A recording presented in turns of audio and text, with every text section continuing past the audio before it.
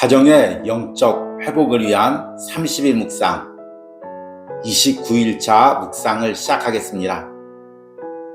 오늘 묵상의 제목은 가정 안에 집착을 내려놓기입니다. 오늘의 말씀을 읽겠습니다. 창세기 43장 11절에서 14절입니다. 그들의 아버지 이스라엘이 그들에게 이르되 그러할진대 이렇게 하라.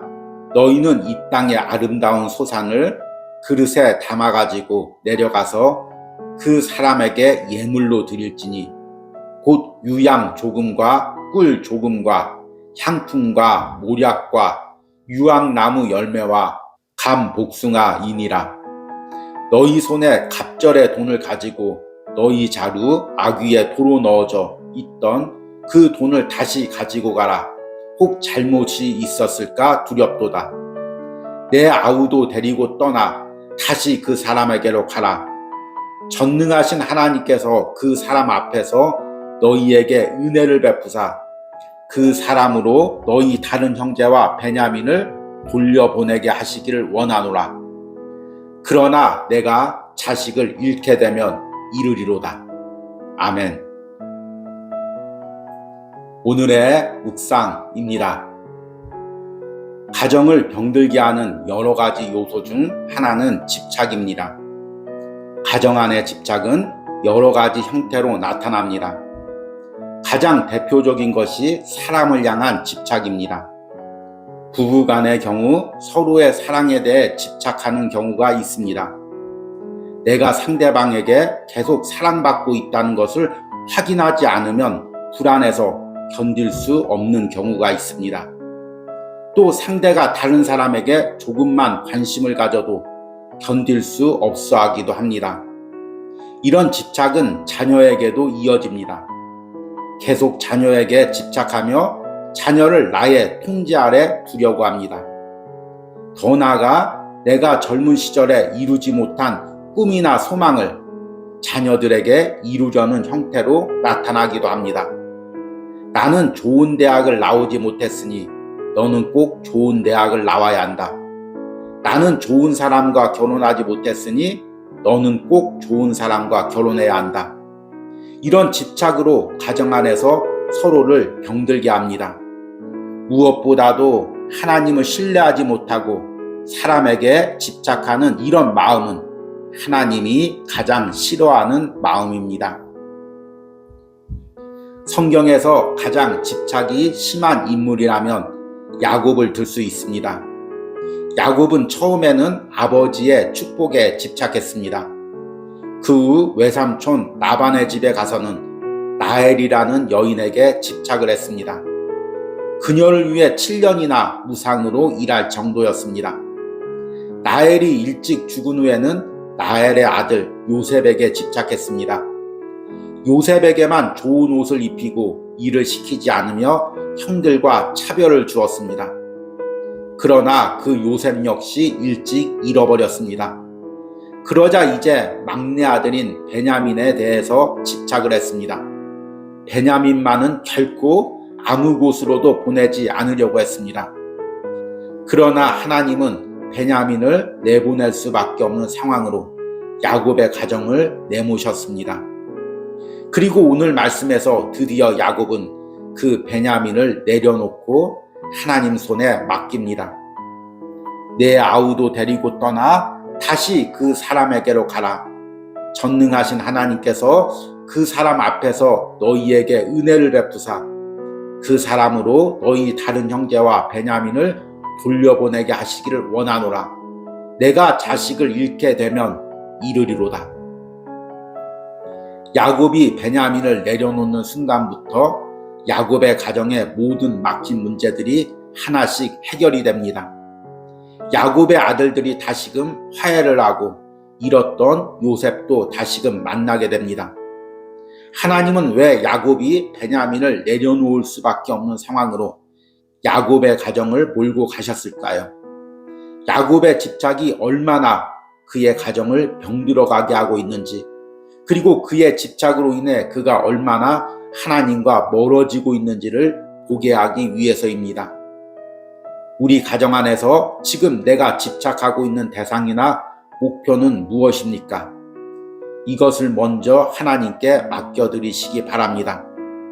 그때서야 비로소 우리 가정에 막힌 부분들이 열려지는 은혜가 있을 것입니다. 아멘. 오늘의 말씀 해석입니다. 어느덧 가정의 영적 회복을 위한 30일 묵상이 이제 막바지에 이르고 있습니다. 우리는 그동안 우리 가정의 연약한 모습들을 하나하나 말씀을 통해 들여다보고 그 연약함을 하나님 앞에 가지고 나가서 하나님이 만져주시고 회복시켜 주시기를 꿈꾸며 기도했습니다. 이 과정에서 때로는 여러분들에게 불편한 부분도 있었을 것입니다. 말씀을 통해 우리 가정에 숨기고 싶었던 연약한 모습들이 하나하나 드러날 때마다 불편하기도 했을 것이고 굳이 이 부분을 들추어서 기도해야 되나 의구심이 들기도 했을 것입니다. 그러나 이 과정 가운데 하나하나 말씀으로 우리 가정의 연약한 부분들을 비췄다면 30일 동안 비췄던 그 모든 부분들이 하나님 앞에서 상달되고 회복되길 소망합니다. 점점 말씀을 묵상하면서 우리 가정의 깊숙한 내면의 문제로 들어가고 있습니다. 그리고 오늘은 29일차 묵상으로 집착이라는 부분을 언급했습니다. 참 이 부분은 신앙의 가정에서도 드러내놓고 기도하기가 어려운 부분입니다. 집착이라는 것은 때로는 상대를 향한 사랑이나 또 관심, 또 나의 헌신 이런 것으로 포장되어 있기 때문에 잘 드러나지가 않습니다. 그리고 이런 포장지를 걷어내고 집착이라는 것을 드러냈을 때 상당히 부끄럽고 또 꺼려집니다. 그럼에도 불구하고 오늘 이 집착이라는 문제를 가정의 영적 회복에서 언급하고 있는 이유는 바로 이 집착이 하나님과 우리 가정에 막힌담을 만들기 때문입니다. 집착이라는 건 무엇입니까? 내가 그 대상을 꼭 내 손에 잡고 있어야 되는 것입니다. 내 통제 아래 있어야 되는 것입니다. 내 시야 안에 있어야 됩니다. 그렇기 때문에 그 대상을 하나님께 맡길 수가 없습니다. 하나님께 맡기고 어떻게 불안해서 그 대상을 놓아놓을 수가 있겠습니까? 항상 내가 관리해야 되고 내가 돌봐야 되고 내가 그 앞길을 인도해야 됩니다. 이것이 집착인 거죠. 그래서 하나님은 신앙의 가정에서 집착을 싫어합니다. 왜냐하면 하나님의 가정에서 자녀는 내 자녀가 아니기 때문입니다. 하나님의 자녀이기 때문입니다. 그런데 하나님 것을 내 것인 양 내가 관리하려고 하고 하나님께 조금도 맡기지 않으려고 하니까 하나님이 싫어하시겠죠. 또한 집착은 철저하게 내 능력만을 의지합니다. 내가 관리해야 되고 내가 교육시켜줘야 하고 내가 앞길을 인도해줘야 됩니다. 하나님이 끼어들 틈이 없습니다. 그러니 나와 하나님과의 관계도 멀어지게 됩니다. 성경에서 집착이 가장 심했던 인물이 오늘 말씀에서 언급한 야곱이라는 인물입니다. 혹자들은 이 야곱에 대한 말씀을 해석하면서 이 야곱의 집착을 아주 선한 것으로 봅니다. 하나님 앞에서도 이렇게 집착해야 돼. 그래서 어떻게든지 하나님 앞에 받아내야 돼. 이렇게 해석하는 경우도 있습니다. 그러나 여러분 선입견을 내려놓고 말씀 그대로 창세기 말씀을 읽어보시기 바랍니다. 하나님께서 왜 일평생 야곱을 단련했습니까? 바로 야곱 안에 있었던 이 집착을 내려놓게 하기 위해서입니다. 야곱이 처음 집착했던 것은 아버지의 사랑입니다. 어머니의 사랑도 되겠죠. 야곱의 아버지 이삭은 형 에서만을 자랑스러워하고 에서에게 모든 것을 물려주려고 했습니다. 그래서 야곱은 그 아버지의 축복권에 집착합니다. 그래서 형을 속이기도 하고 아버지를 속이기도 합니다. 그러다 결국에는 외삼촌 집으로 쫓겨나갑니다. 외삼촌 집에서도 집착할 대상이 필요했습니다. 외삼촌의 둘째 딸 라헬이 그 대상이었습니다. 그래서 그 라헬을 위해서 7년씩 2번 14년을 무료로 봉사하게 됩니다. 그런데 어쩐 일인지 라헬과 결혼해서 라헬이 일찍 죽었습니다. 그러자 이제 라헬이 낳은 요셉이라는 아들에게만 집착합니다. 다른 아들은 다 들에서 일을 시키고 요셉만 안에서 끼고 있으면서 그에게 좋은 색동옷을 입힙니다. 그로 인해서 형제 간에 질투가 생기고 결국에 요셉이 팔려가는 일까지 생깁니다. 야곱은 요셉이 들짐승에게 먹혀 죽었다고 생각하고 살았습니다. 그리고 나서 집착의 대상이 베냐민으로 옮겨갑니다. 베냐민만은 자신의 품에서 절대로 벗어나지 않게 하려고 합니다.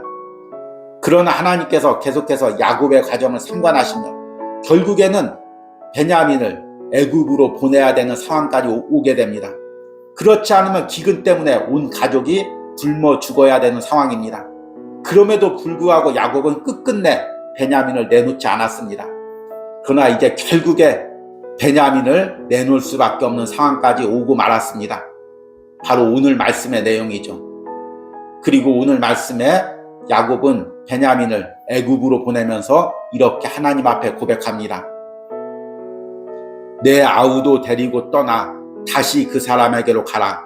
전능하신 하나님께서 그 사람 앞에서 너희에게 은혜를 베푸사 그 사람으로 너희 다른 형제와 베냐민을 돌려보내게 하시기를 원하노라. 내가 자식을 잃게 되면 이르리로다. 이 말에 담긴 의미가 무엇일까요? 그동안은 베냐민을 내가 끼고 돌면서 내가 어떻게든지 그 베냐민을 지키려고 했는데 이제 그 베냐민을 하나님 앞에 맡겨드리는 것입니다.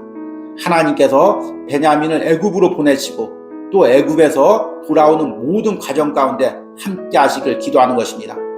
그리고 그 아들을 잃게 되면 이르리라. 이것은 아들을 포기한다는 것보다 그 아들의 삶을 하나님께 맡겨드리는 것입니다. 이제 내가 이 아들을 책임질 수 없으니 하나님, 이 아들을 죽고 살리는 것은 하나님 손에 있습니다. 하나님께서 이 아들을 책임져 주십시오. 이 고백인 것입니다. 그리고 결국에 하나님께서는 베냐민과 다른 아들들까지 그 인생을 책임져 주십니다. 여러분, 내가 우리 가정에서 지금 베냐민처럼 집착하고 있는 대상이 무엇입니까? 때로는 남편의 사랑일 수도 있습니다. 때로는 아내의 사랑일 수도 있습니다. 때로는 부모님의 사랑일 수도 있죠. 때로는 자식에 대한 사랑일 수가 있습니다. 어떤 대상이 되었든 집착이라는 것은 무서운 것입니다. 집착은 내 영혼을 병들게 할 뿐 아니라 상대의 영혼도 병들게 합니다. 특히 부모가 자녀에게 집착해서 그의 인생의 세세한 것까지 다 컨트롤하고 자신의 품 안에 두려고 하고 심지어는 자신이 젊은 날에 이루지 못한 것을 자녀를 통해서 이루려고 할 때 그 자녀의 영혼들은 병들어갑니다. 무엇보다도 하나님께서는 당신의 자녀를 그렇게 자신의 것인 양 키우는 부모의 양육 방식을 인정하지 않습니다. 그래서 하나님께서 사랑하는 가정에서는 자꾸 그 자녀를 하나님 앞에 맡겨드리는 기회를 주십니다. 때로는 자녀의 실패를 통해서, 때로는 자녀의 연약함을 통해서 내가 아무리 노력해도 내 힘으로 그 자녀를 키울 수 없음을 인정하게 만듭니다. 그리고 그 자녀를 하나님께 맡기고 그 자녀를 위해서 기도할 때 비로소 하나님께서 그 자녀의 앞길을 열어주시는 경우가 있습니다. 여러분, 오늘 묵상을 통해 내가 우리 가정에서 집착하고 있는 것이 사람이든 물질이든 아니면 세상적인 목표든 다 하나님 앞에 내려놓고 하나님께 맡겨드리는 은혜가 있기를 원합니다.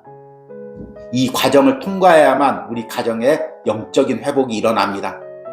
이런 은혜가 오늘 묵상에 동참하는 모든 가정 가운데 있기를 간절히 축복합니다. 오늘의 적용과 기도입니다. 지금 우리 가정에서 내가 집착하고 있는 대상은 무엇입니까? 이 부분을 하나님 앞에 맡겨드리고 하나님을 먼저 붙드시는 은혜가 있기를 기도하시기 바랍니다. 아멘. 우리 함께 기도하겠습니다. 전능하신 하나님께서 그 사람 앞에서 너희에게 은혜를 베푸사 그 사람으로 너희 다른 형제와 베냐민을 돌려보내게 하시기를 원하노라. 내가 자식을 잃게 되면 이르리로다. 주님, 오늘 야곱이 자신의 아들들과 베냐민을 하나님 손에 맡겨드리는 이 고백이 오늘 가정의 영적 회복을 위한 묵상에 동참한 모든 심령과 가정에 있게 하여 주시옵소서. 주님, 내 힘으로 우리 가정을 돌볼 수가 없습니다. 내 노력으로 자녀들을 올바로 키울 수 없습니다.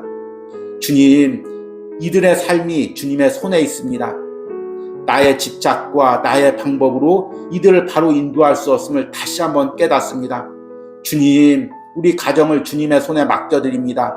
주님께서 인도하여 주시옵소서. 주님, 우리 자녀들을 주님의 손에 맡겨드립니다. 주님께서 인도하여 주시옵소서. 혹시나 내가 그동안 나도 모르게 사랑이라는 이름으로 집착하고 있었던 것들이 있다면 그 모든 것을 내려놓고 하나님 손에 맡겨드립니다. 이제 하나님께서 우리 가정과 자녀들의 앞길을 인도하여 주시옵소서. 예수님의 이름으로 기도했습니다. 아멘.